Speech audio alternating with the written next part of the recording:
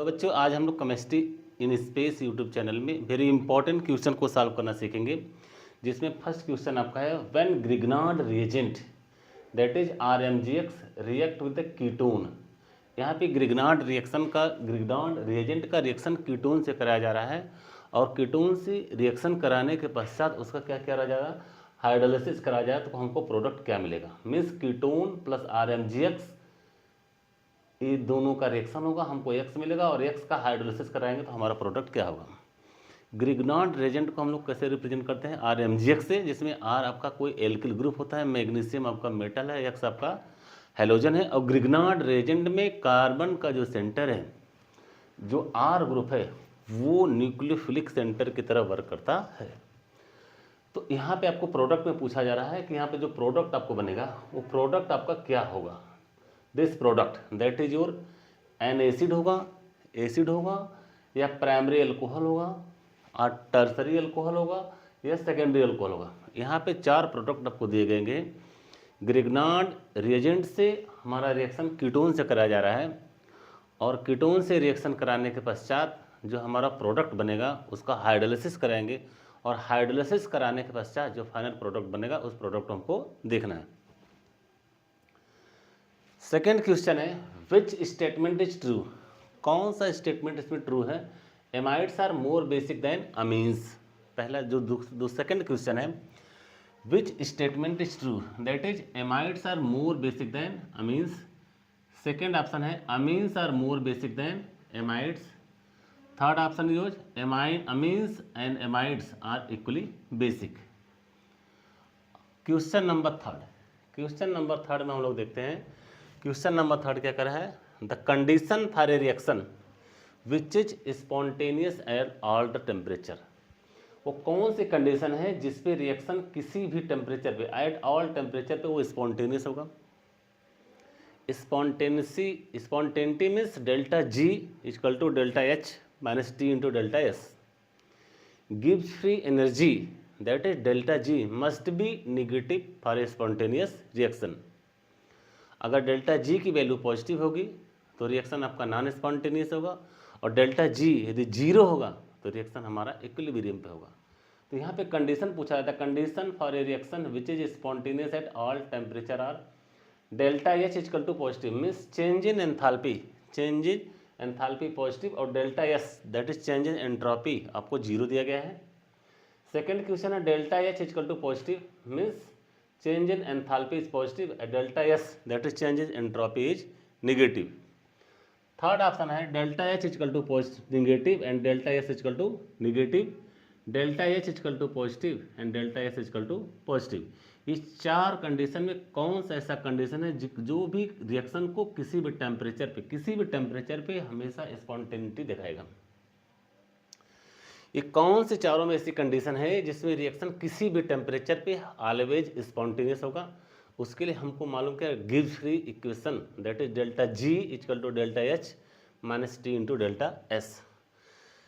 Question number 4 which of the following can act as acid and base. यहाँ पे कौन acid act as acid and base, acid और base की तरह behaviour इसमें कौन सा करता है और ऐसा कौन सा ऑप्शन है जिसमें वो एसिड की तरह भी काम करता है और बेस की तरह भी काम करता है। एसिड और बेस को definition Arrhenius concept, Bronsted and Lowry concept and Lewis concept. Arrhenius concept means aqueous solution में proton donor acid, hydroxide ion जिसमें से रिलीज हो उसको बेस। ब्रंस्टेड कॉन्सेप्ट क्या है, जो किसी भी सॉल्वेंट में प्रोटॉन डोनर को एसिड, प्रोटॉन एक्सेप्टर को बेस। लुईस कॉन्सेप्ट क्या कहता है, इलेक्ट्रॉन डिफिशिएंट स्पीसीज, जिसके पास इलेक्ट्रॉन की कमी हो, लैकनेस ऑफ इलेक्ट्रॉन हो, पॉजिटिव चार्ज हो, ऐसे स्पीसीज को लुईस एसिड। जो इलेक्ट्रॉन रिच हो, नेगेटिव चार्ज हो, lone pair of the electron content करता हो, उसको हम लोग लुईस बेस कहते हैं। क्वेश्चन में दिया गया which of the following can act as acid and base, that is HClO3 HS negative H2PO4 negative and यहाँ पे लिखा गया all. Question number 5 in which of the following, in the following sequence the product C, यहाँ पे C product जो बना हुआ इसकी बात पूछा जा रहा है। ये सी प्रोडक्ट आपका क्या होगा। पहला क्या दिया है, CH3CHO, ये आपका एल्डिहाइड है, CHO ग्रुप दिखाता है, एल्डिहाइड फंक्शनल ग्रुप है। एसिटल्डिहाइड, CH3CHO मीन्स एसिटल्डिहाइड, इसका हाइड्रोजनेशन करा रहा है, दैट इज H2 पैलेडियम के प्रेजेंस में। तो हमारा बन रहा है आपका जो रिएक्शन का इंटरमीडिएट क्या है, ए बन रहा है। और ए का रिएक्शन जब हम लोग सोडियम से करा रहे हैं, ये जो प्रोडक्ट आपका ए बना है इसका पुनः हम लोग सोडियम से रिएक्शन कराएंगे तो प्रोडक्ट हमारा बनेगा बी। और बी का यदि हम लोग पुनः मिथाइल आयोडाइड से रिएक्शन कराते हैं तो हमारा प्रोडक्ट क्या बनता है, सी। अब ये हमको बताना है कि जो सी होगा वो एल्कोहल होगा, ईथर होगा, एल्केन होगा, या नॉन ऑफ द दीज होगा। Very important, most important question, very important question. तो यहाँ पे 5 क्वेश्चन का कलेक्शन किया गया जो कि वेरी इंपॉर्टेंट है और एग्जामिनेशन पॉइंट ऑफ व्यू से इससे रिलेटेड क्वेश्चन आने की पूरी संभावना है। First, now I come to the question number 5, that is in the following sequence of the reactions the product C is. यहाँ पे सी को बताना है कि यहाँ पे सी प्रोडक्ट आपका क्या होगा। पहला यहाँ पे आपका acetaldehyde that is CH3CHO, that is CH3CHO, इसका H2PD मीन्स हाइड्रोजनेशन कराएंगे, that is H2 and PD। Hydrogenation कराएंगे तो क्या होगा, एक हाइड्रोजन आपका यहाँ पे टच होगा और दूसरा हाइड्रोजन यहाँ पे, दैट इज CH3 CH2 एक हाइड्रोजन यहाँ लगेगा और एक हाइड्रोजन यहाँ पे, और यहाँ पे हो जाएगा OH। इसको हम लोग कहते हैं इथाइल एल्कोहल। और इसी इथाइल एल्कोहल को हम लोग कहते हैं ethanol, that is IPAC nomenclature 1, 2 और hydroxyl group that is ethanol. This is your reaction intermediate A. अब इस ए का रिएक्शन हम लोग किससे करा रहे हैं, पूरा सोडियम से कराया जा रहा है। इस रिएक्शन का हम लोग पूरा सोडियम से कराएंगे और सोडियम से जो ही रिएक्शन कराएंगे यहाँ पे हाइड्रोजन रिप्लेस होकर सोडियम यहाँ पे शिफ्ट हो जाएगा और हमारा प्रोडक्ट जो बनेगा that is CH3CH2 and ONA, that is sodium ethoxide. This is your product B. लेकिन हमको बी नहीं पूछा जा रहा है और ए भी नहीं पूछा जा रहा है, हमसे पूछा जा रहा है क्वेश्चन में सी क्या होगा। मीन्स अभी रिएक्शन आपका स्टॉप होने वाला नहीं है, इसका रिएक्शन हम लोग किससे करेंगे। This is your CH3I, that is your methyl iodide से रिएक्शन हम कराएंगे तो हमारा क्या होगा, दैट इज CH3 और I। तो यहाँ पे क्या होगा, सोडियम और आयोडीन यहाँ से रिप्लेस हो जाएंगे, और CH3 ग्रुप यहाँ पे शिफ्ट हो जाएगा, that is your CH2 and O, this is your CH3। यही आपका फाइनल प्रोडक्ट बना, this is your final product C। और इस फाइनल प्रोडक्ट में हम लोग देखते हैं कि एक बीच में ऑक्सीजन है, दोनों तरफ एल्किल ग्रुप है और ये रिप्रेजेंट करता है ROR टाइप का कॉम्प्लेक्स है। और इस तरह के कॉम्प्लेक्स को हम लोग कहते हैं दैट इज ईथर। इसको हम लोग क्या कहते हैं, ईथर। ये आपका ईथर बना और ईथर के प्रेजेंस में यहाँ पे आपका ethyl group, this is your ethyl group and this is your methyl group. जब भी इनका हम लोग IPAC नॉमेनक्लेचर करेंगे, IPAC नॉमेनक्लेचर में सबसे पहले हम लोग क्या करेंगे, सिलेक्शन ऑफ लॉन्गेस्ट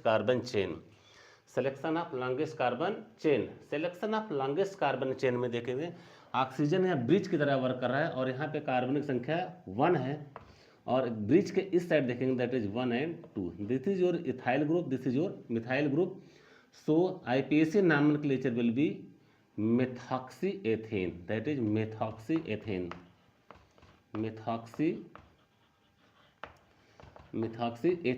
और ये आपका ईथर का डेरिवेटिव है। तो हमारा यहाँ पे ऑप्शन मिल चुका है और इस ऑप्शन में हम लोग देखते हैं in the following sequence of the product seize.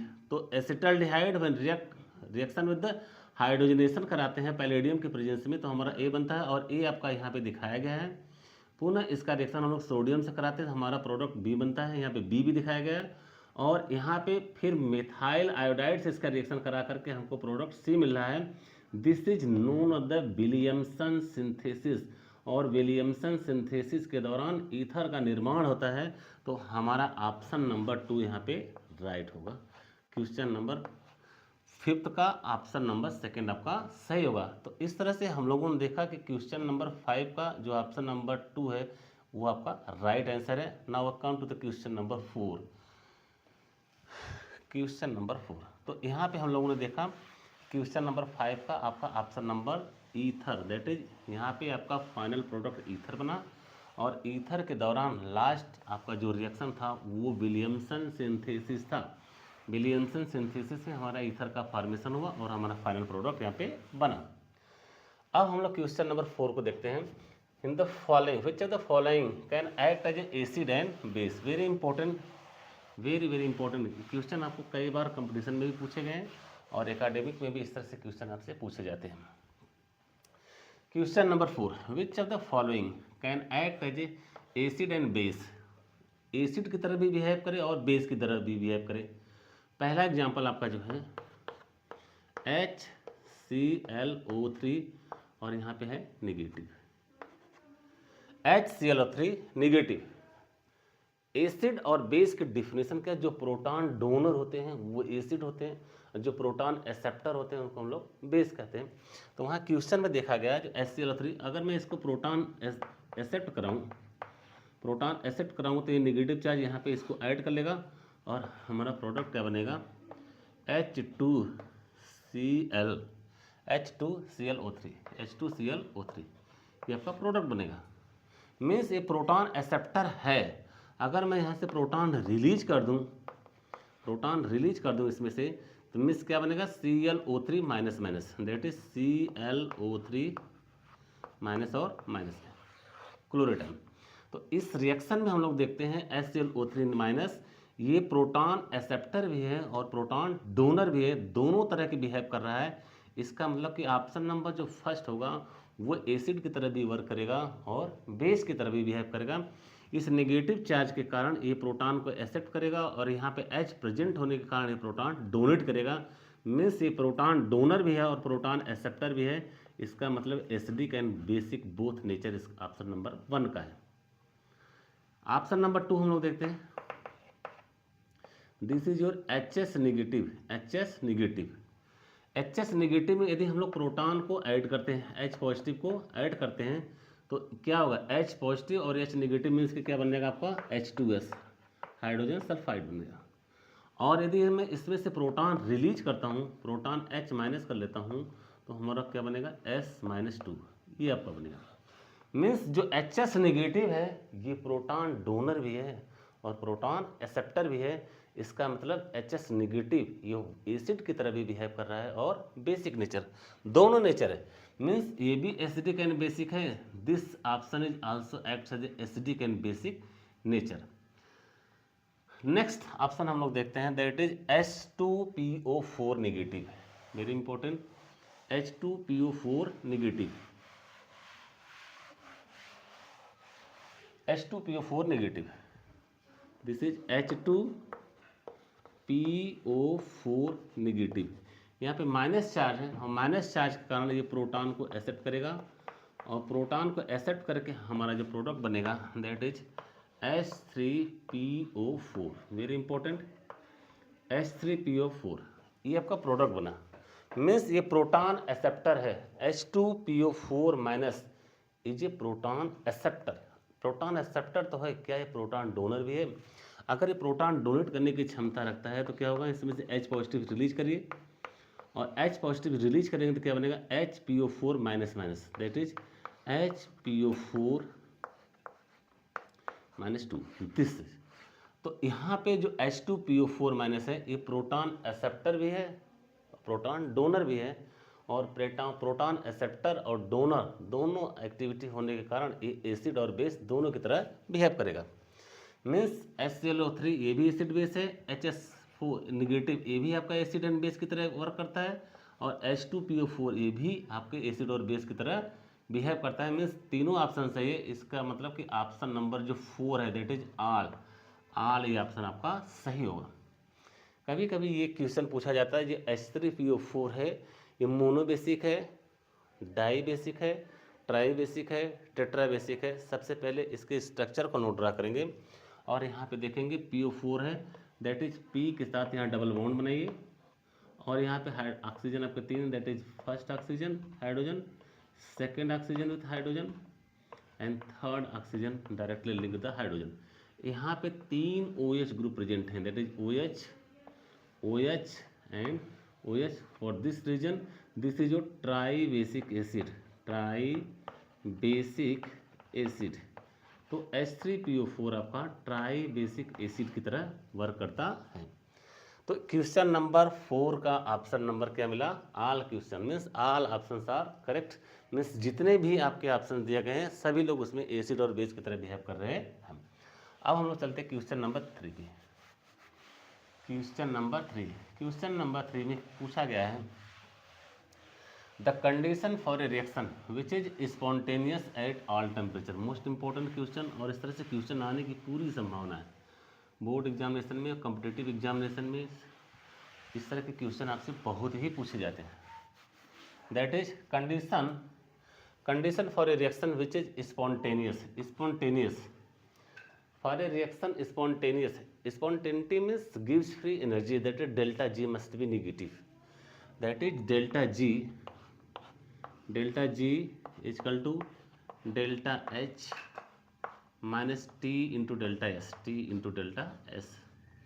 यहाँ पे चेंजेज गिव्स free energy, change in enthalpy, this is your temperature, this is your change in entropy means disorder, this is your change in enthalpy, that is heat content. यहाँ पे गिव्स free energy को दिखाएगा delta G से। Delta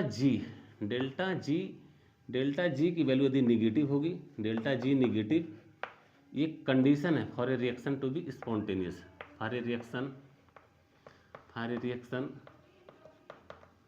two be spontaneous. किसी भी reaction के spontaneous होने के लिए शर्त है कि डेल्टा G की वैल्यू निगेटिव होना चाहिए। Delta G negative for a spontaneous reaction and delta G positive होगा for a non spontaneous reaction, for a non spontaneous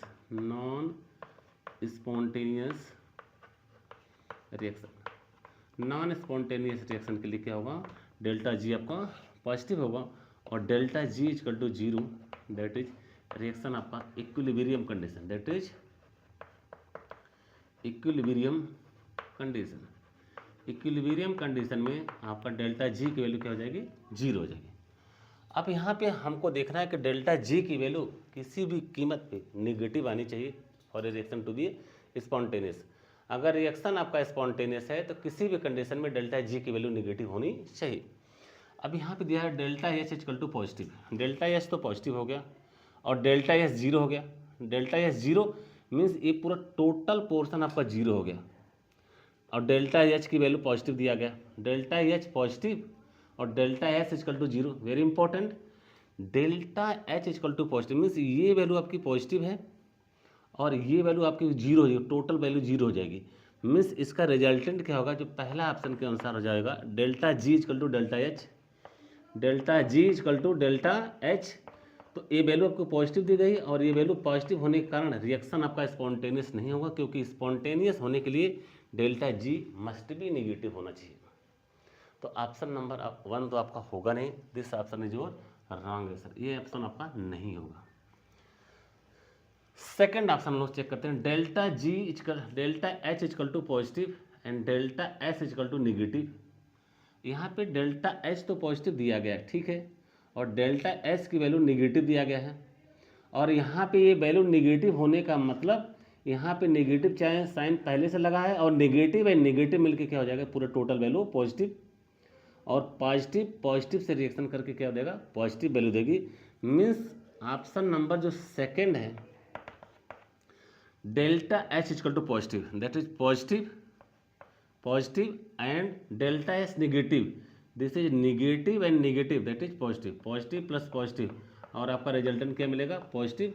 और इस रिएक्शन में डेल्टा G पॉजिटिव हो गया, मीन्स रिएक्शन आपका नॉन स्पॉन्टेनियस होगा, means this option is also wrong.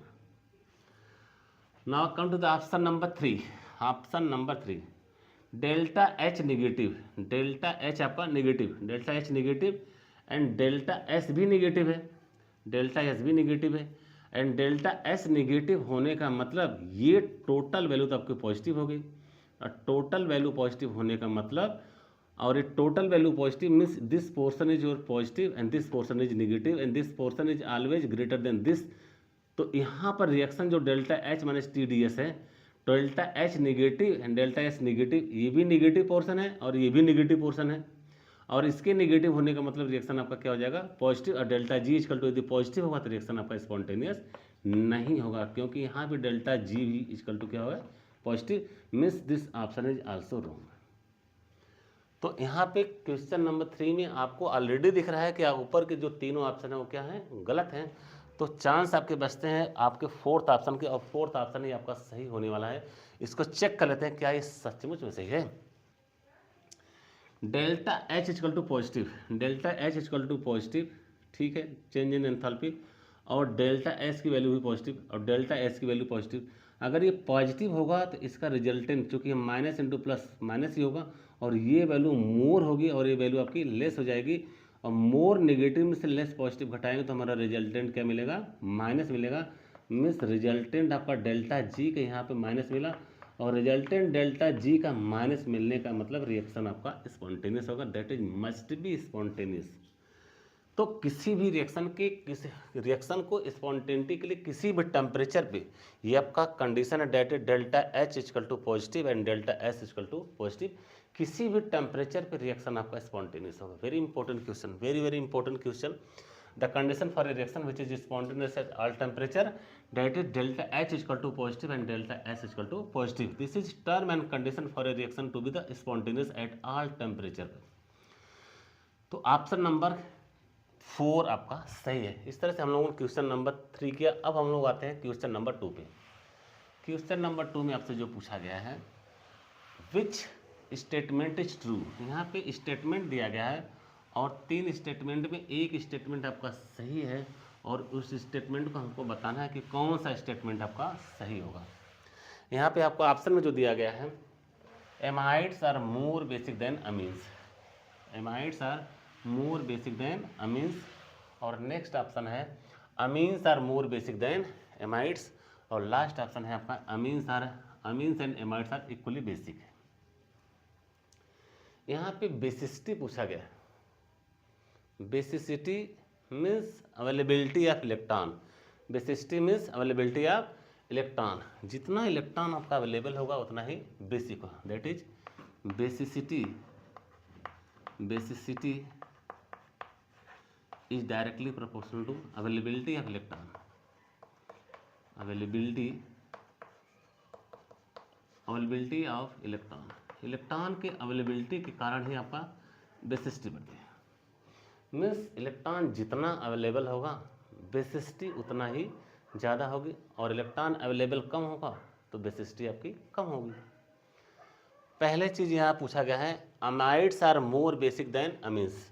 सबसे पहले हम लोग देखते हैं एमाइड होता क्या है, that is RCONH2, RCONH2, this is your amide.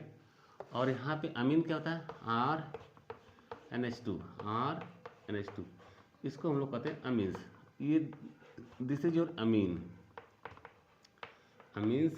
RNH2 and this is your amides, that is RCONH2 amides. यहाँ पे पूछा गया basicity. Basicity means availability of electron present है द नाइट्रोजन एटम।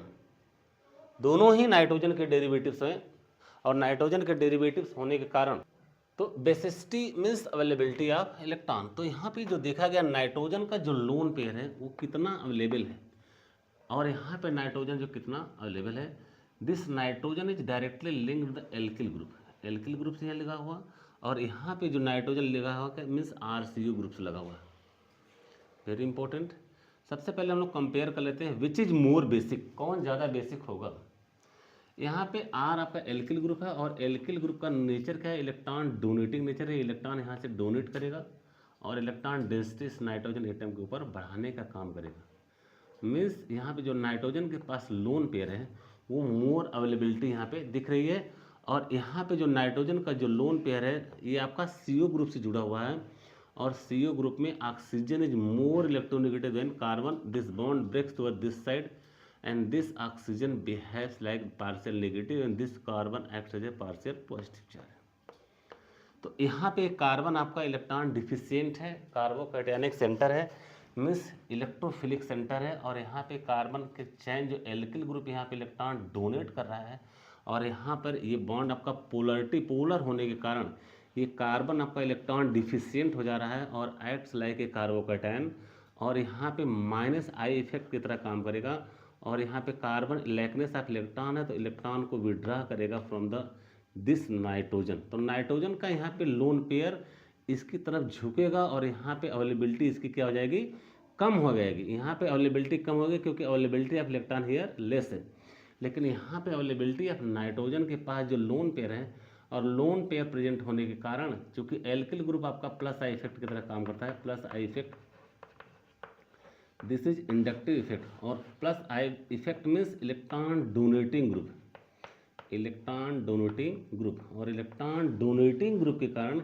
ये सिग्मा बॉन्ड के थ्रू इलेक्ट्रॉन को यहाँ पे सप्लाई करेगा, और यहाँ पे +I इफेक्ट कारण इलेक्ट्रॉन डेंसिटी यहाँ पे नाइट्रोजन के एटम के ऊपर इंक्रीज कर जाएगी, और नाइट्रोजन के ऊपर इलेक्ट्रॉन डेंसिटी इंक्रीज करने का मतलब यहाँ पे इलेक्ट्रॉन डेंसिटी आपकी बढ़ जाएगी, और ये नाइट्रोजन का जो लोन पेयर इलेक्ट्रॉन है ये मोर अवेलेबल होगा, this is your more available electron, more available electron, more available electron. यहाँ पे जो नाइट्रोजन का जो लोन पेयर इलेक्ट्रॉन है ये मोर अवेलेबल है, क्यों? क्योंकि एल्किल ग्रुप के साथ जुड़ा हुआ है, और एल्किल ग्रुप यहाँ पे इलेक्ट्रॉन डोनेटिंग की तरह काम कर रहा है।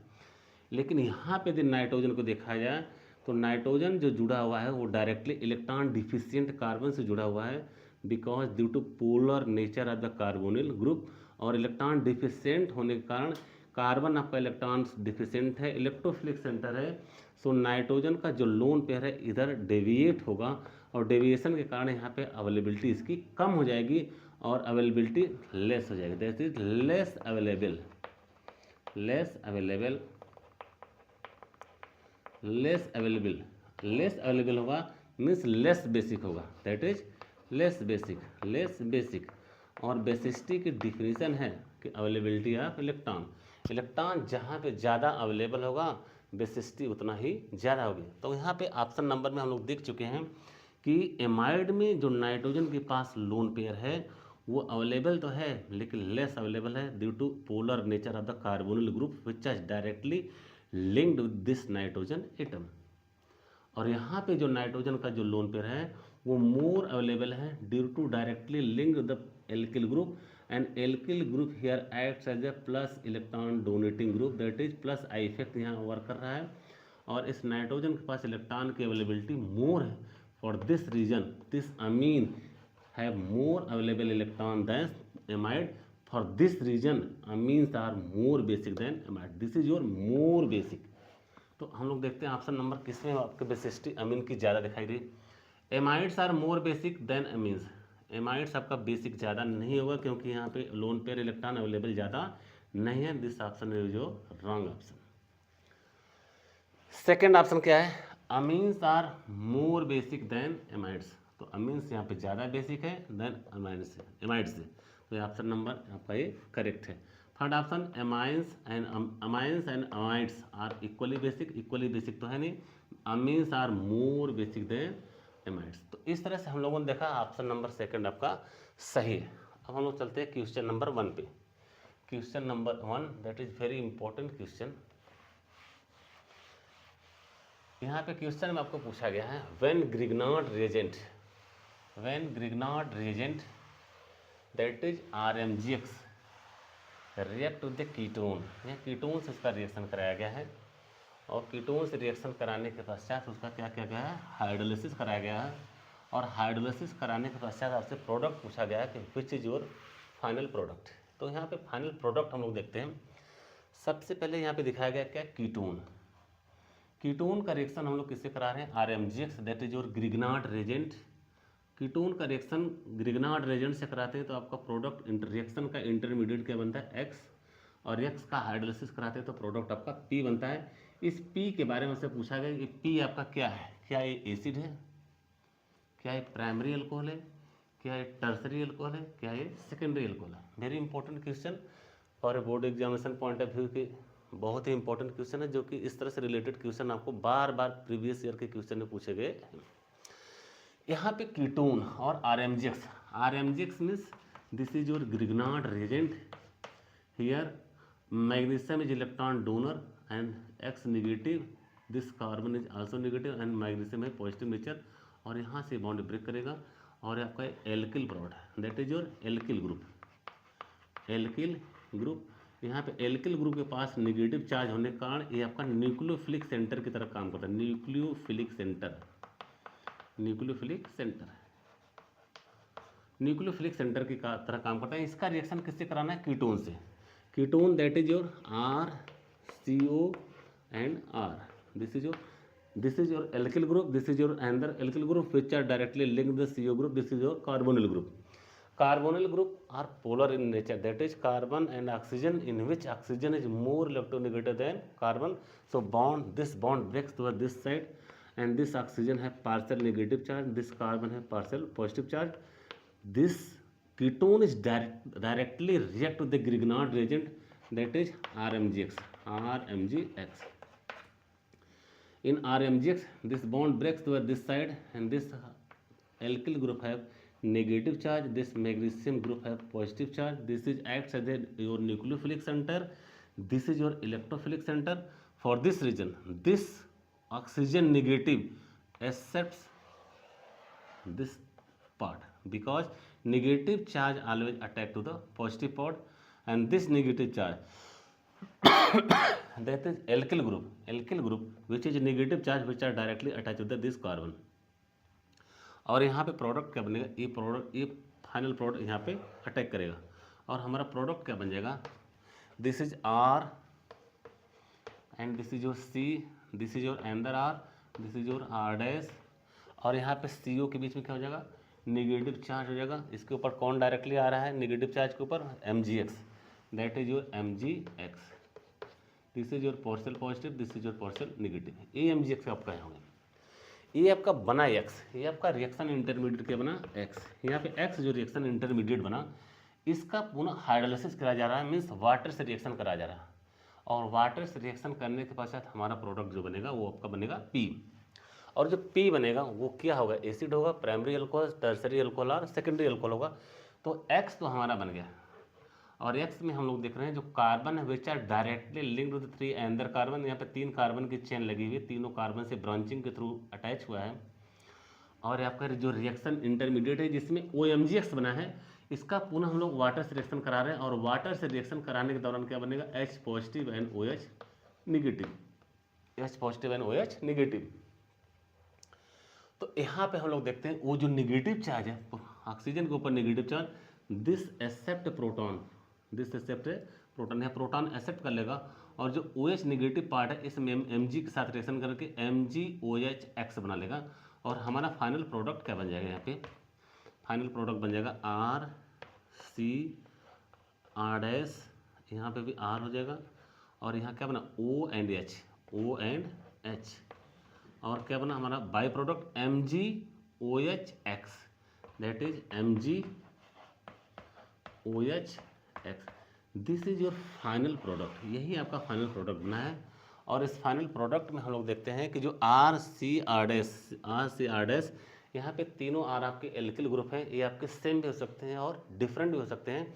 ये हमारा फाइनल प्रोडक्ट बना, दिस इज योर पी, और इस पी के रेफरेंस हम लोग देखते हैं यहाँ जो पी है मीन्स OH ग्रुप जिस कार्बन से लगा हुआ है, इस कार्बन जिस कार्बन से लगा हुआ है, एक कार्बन कितने कार्बन को टच करता है, 1 कार्बन, 2 कार्बन, 3 कार्बन, और 3 कार्बन को टच करने के कारण इसका नाम क्या है, टर्सरी, और OH ग्रुप प्रेजेंट है alcohol, that is tertiary alcohol.